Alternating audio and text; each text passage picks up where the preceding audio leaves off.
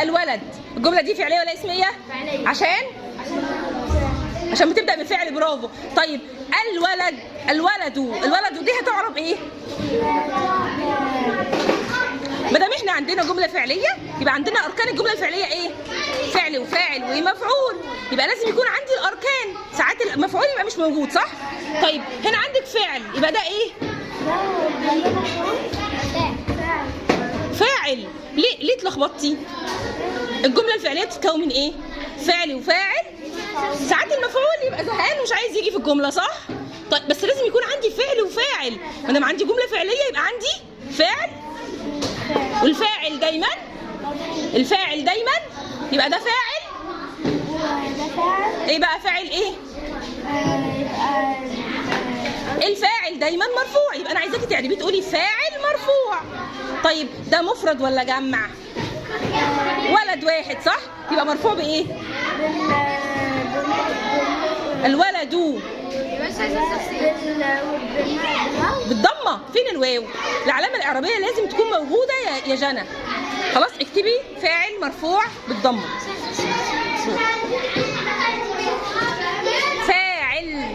فاعل في مد بالالف. فاعل.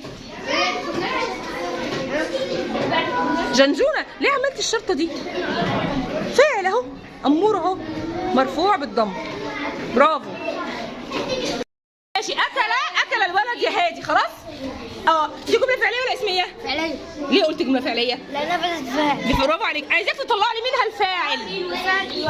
الولد. برافو. طب ايه بقى حالته الاعرابيه ايه؟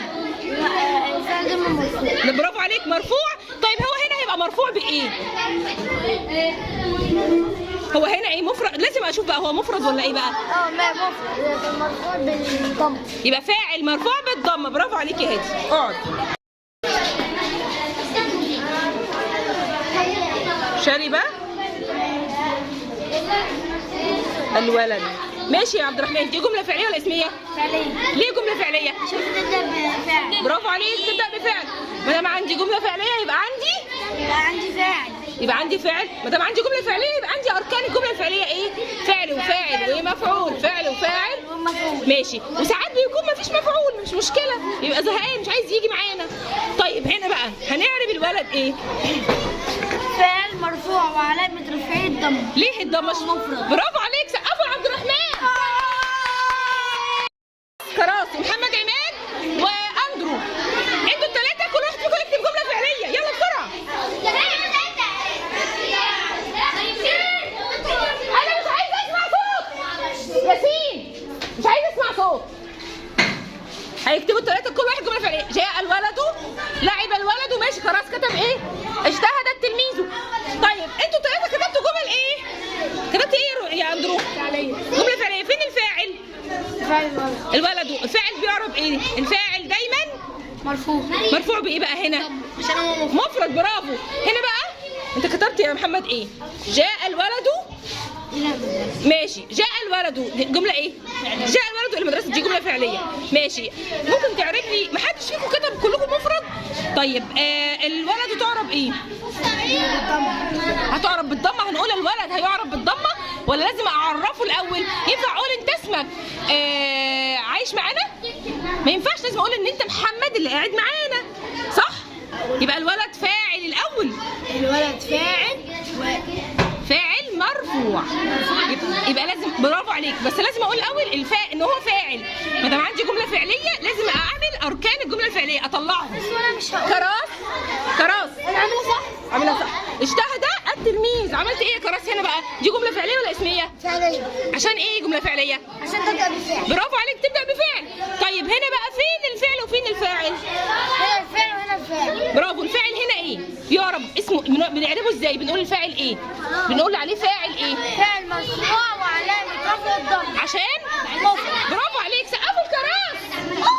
سقفه جامده، سقفه جامده. تلعبوا البنت. هنعرب ايه؟ دي جمله فعليه ولا اسميه؟ فعليه. ليه فعليه؟ برافو عليك، تبدا بفعل. طيب فين الفاعل؟ انت قلتي ان هو ده بتبدا بفعل. فعل. الفاعل دايما يعني هنعربه نقول ايه عليه؟ فاعل ايه؟ فاعل مرفوع. ده اكتر حاجه تهمني دلوقتي. فاعل مرفوع. هنا البنت دي مفرد ولا جمع؟ يبقى بيرفع. برافو. عليك، يبقى فاعل مرفوع. برافو عليك يا مونيكا. مونيكا انت كتبتي ايه؟ نجح التلميذ. ماشي، دي جمله ايه يا مونيكا؟ دي جمله اسميه يا نجحه. تبقى جمله ايه؟ يعني لما لخبطك يا مونيكا لازم تبقي مركزه. ايوه فعليه طبعا. ما اقول لك دي جمله اسميه وانا بقول غلط تقولي ايه؟ لا يا مس فعليه. ايوه كده ماشي، جمله فعليه عشان بتبدا بفعل. هنعرفها ازاي الجمله دي؟ انت قلتي بتبدا بفعل يبقى ده فعل صح؟ ده ايه بقى؟ فاعل. برافو عليكي. الفاعل هنا ايه؟ الفاعل دايما مرفوع. فاعل دايما مرفوع، يبقى ده التلميذ ده فاعل وعلامه رفعه ايه بقى؟ ضم عشان هو مرفوع. برافو عليكي يا مونيكا حبيبتي. ماشي، لاعبه. الولد. ماشي، انت كتبتي لاعبه الولد وكتبتي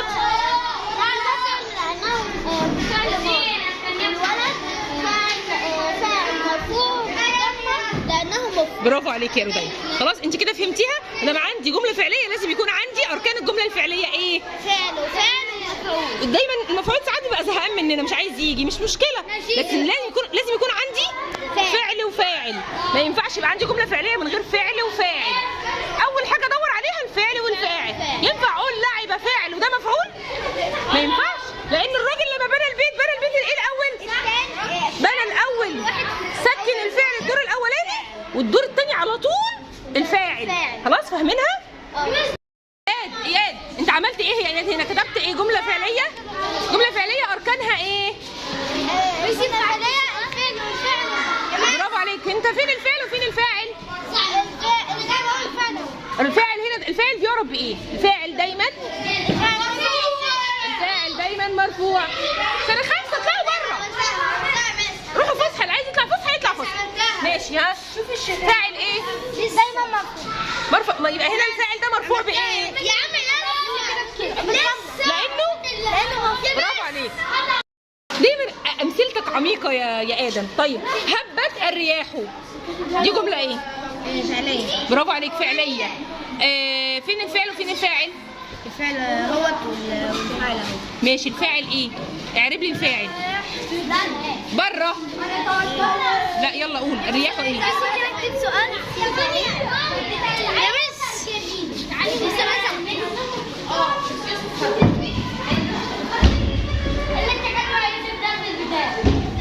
يا جماعه فسحه، اللي عايز يطلع فسحه يتفضل يطلع. فاعل مرفوع وعلامه برافو.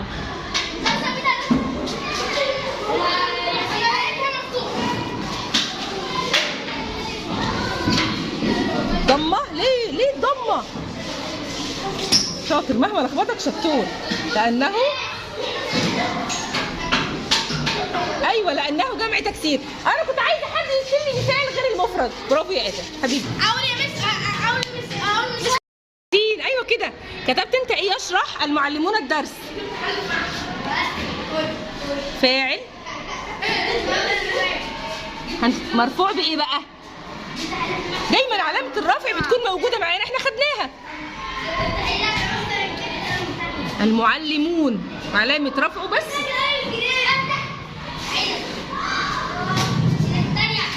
برافو عليك يا ياسين. برافو برافو برافو.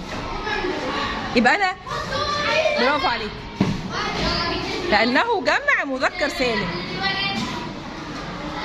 يبقى احنا هنا ما قلناش ان هو بالضمه، وبعدين دايما علامه الاعراب بتكون موجوده عندي في الكلمه صح؟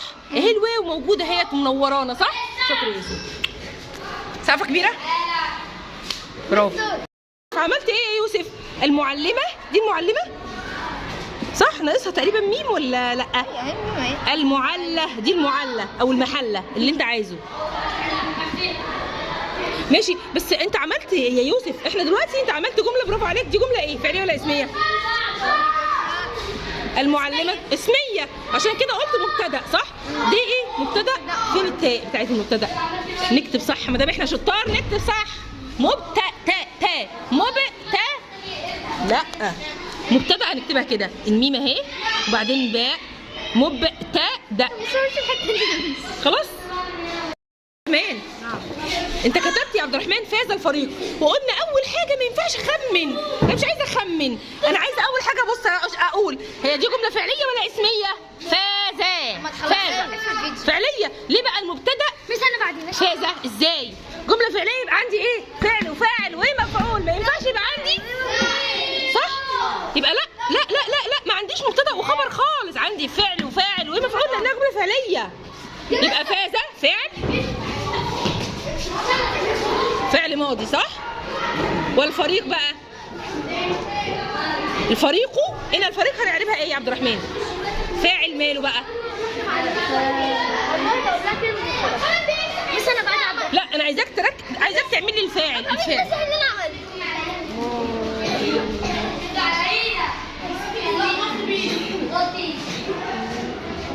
فاعل الفريق، فاعل ماله بقى؟ الفاعل برافو عليك، ايوه كده، الفاعل دايما مرفوع. بعد ما اقول مرفوع ابص بقى هو هنا ايه بقى؟ نوعه ايه؟ مفرد ولا جمع ولا جمع مذكر ولا مؤنث ولا ايه بالظبط؟ ليه علامة رفع الضمة؟ عشان هو ايه؟ برافو عليك. بس ممكن انا يلا يا التلميذ. ها قولي لي الاول دي جملة ايه؟ دي جملة فعلية ولا اسمية؟ فعلية. ليه فعلية؟ عشان بتبدأ بالفعل. برافو، عشان تبدأ بفعل. الفعل ايه؟ الفعل عادي ما على طول، مش لازم فعل ماضي ماشي. الفاعل بقى ايه؟ هو احنا عندنا حد تاني غيره في الجملة؟ طب يبقى نكتبه على طول. هو ايه؟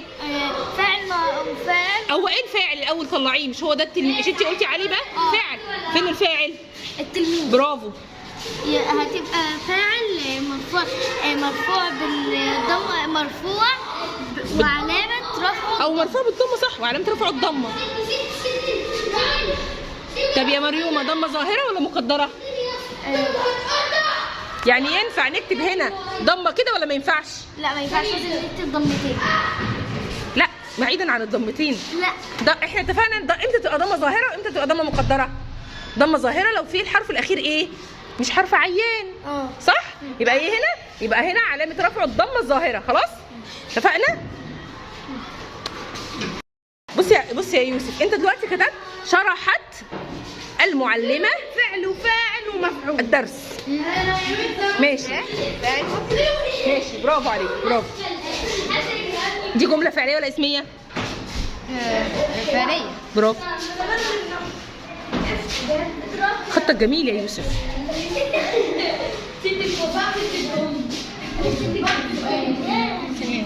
براحتك يا ميس. فعل ماضي مبني. وبعدين يحيى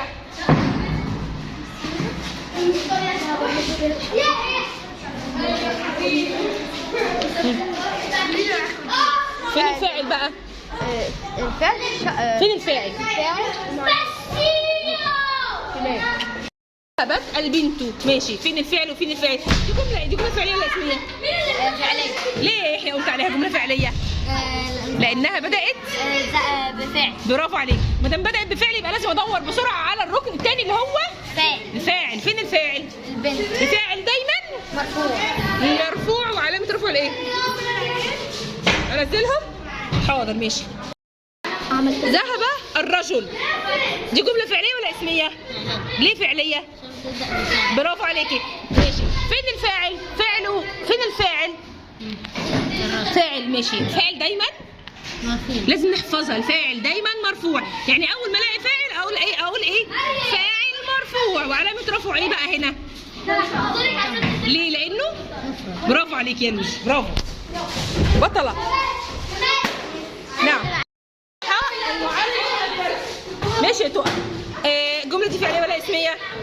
خلاص حفظناها عشان بتبدأ بفعل.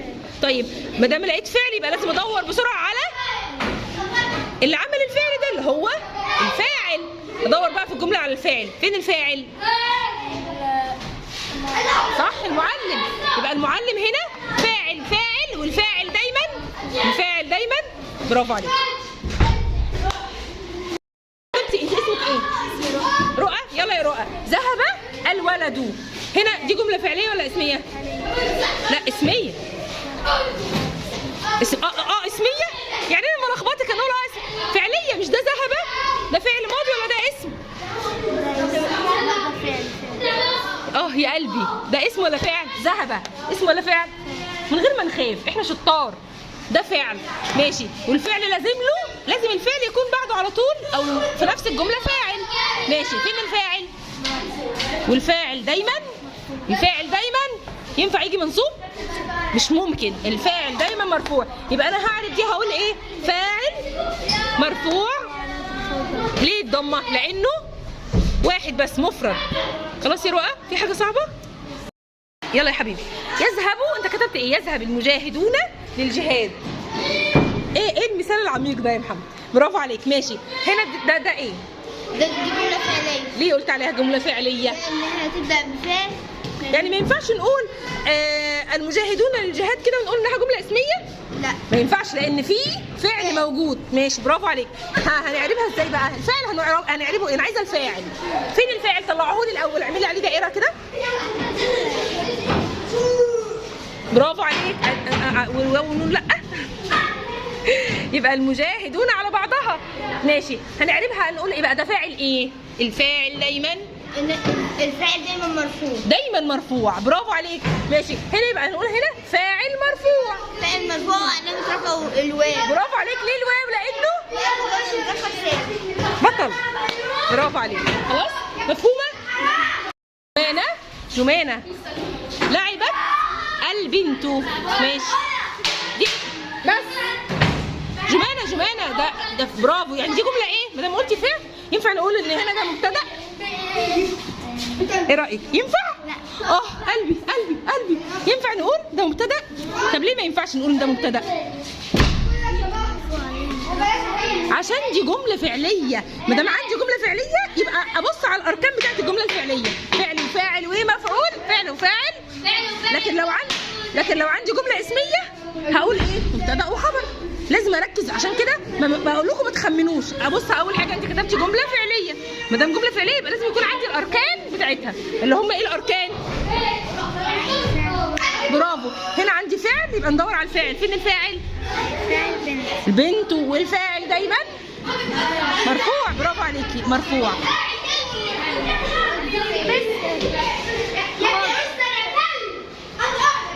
برافو عليكي يا جمال. يبقى الفاعل دايما مرفوع.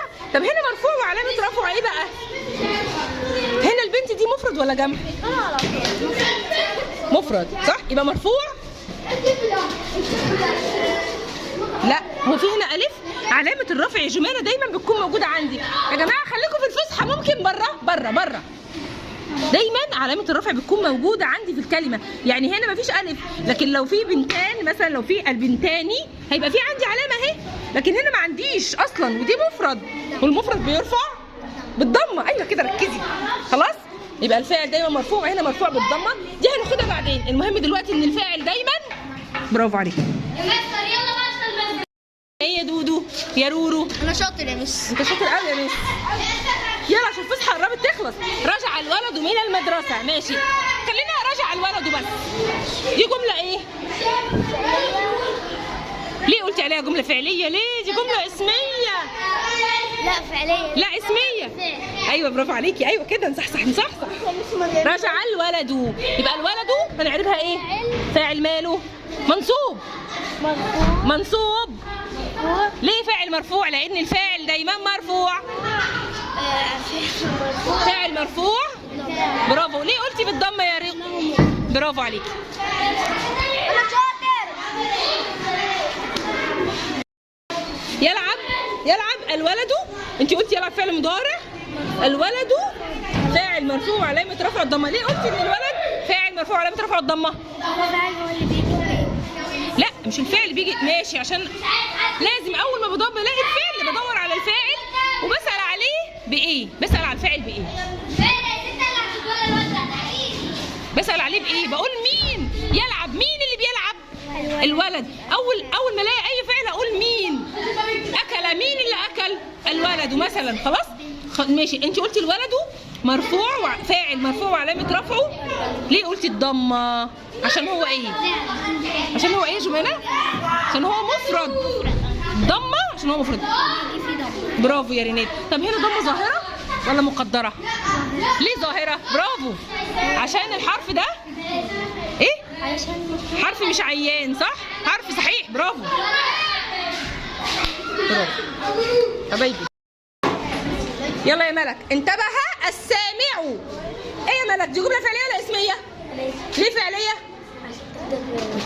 بتبدا بفعل. هنقربها فين هنا الفاعل؟ فين الفاعل؟ السامع. برافو عليكي، دي فاعل. الفاعل دايما مرفوع، يبقى هنا ده فاعل. نوعه ايه هنا؟ عارفه نوعه يا ملك؟ نوع الفاعل مفرد ولا جمع ولا مفرد؟ برافو عليكي، عشان كده فاعل مرفوع. برافو عليكي. سقفوا الملك. تعالى يا ماكسيموس، يلا روحي يا ملك. نجح التلاميذ يا ماكسيموس، نجح التلاميذ. دي جمله فعليه ولا اسميه؟ فعلية. جمله فعليه ليه يا ماكسيموس؟ عشان بتبدأ بفعل. برافو عليك، تبدا بفعل. طيب التلاميذ بقى هنا نعربها ايه؟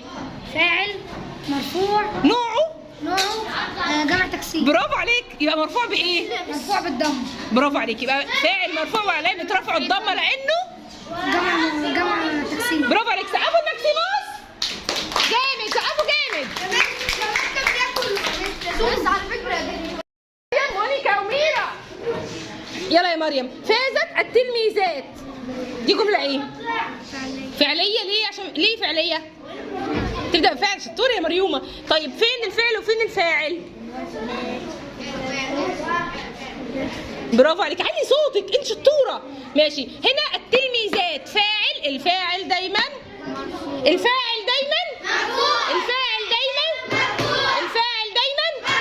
ماشي، يبقى ده فاعل مرفوع. هنا بقى ده ايه؟ النوع الكلمه دي ايه؟ تلميذات دي ايه؟ مفرد ولا جمع ولا مثنى؟ جمع ايه؟ يبقى هنا ده فاعل مرفوع بايه؟ جمع المثنى بيرفع بايه؟ مؤنث السالم بيرفع بالضمه. برافو، يبقى ده فاعل مرفوع وعلامه رفعه الضمه لانه. برافو عليك. يلا اكتمل البدر. عايزين نطلع ايه يا اولاد؟ الفاعل. فين هنا الفاعل؟ دي جمله فعليه ولا اسميه؟ البدر فاعل. نوعه ايه؟ الايه؟ البدر. ماشي. ممكن تكتب تحتها هنا كده بس يا محمد مثلا يا احمد ان ده الفاعل. نوعه ايه بقى؟ نوعه يعني مفرد ولا جمع ولا مؤنث ولا مثنى ولا ايه؟ مفرد. برافو، يبقى المفرد نوعه مفرد، يبقى البدر. طيب علامه الرفع بتاعت المفرد ايه؟ الضمه. برافو عليك يا احمد، يبقى ده مفرد وعلامه الرفع بتاعته الضمه. برافو يا احمد، جامد، برافو. المصابيح هنا اضاء. دي جمله ايه يا ريماس؟ جملة فعلية. جمله فعليه. ليه؟ عشان بدأ بفعل. برافو عليكي، بدأت بفعل. مش عايزه صوت. بتبدأ بفعل. ماشي. طيب وبعدين فين الفاعل هنا؟ فين الفاعل؟ المصابيح مفرد؟ مثنى يعني هم اتنين؟ لا جمع ايه ده؟ جمع تكسير يا ريماس. مصابيح جمع تكسير. جمع التكسير بيرفع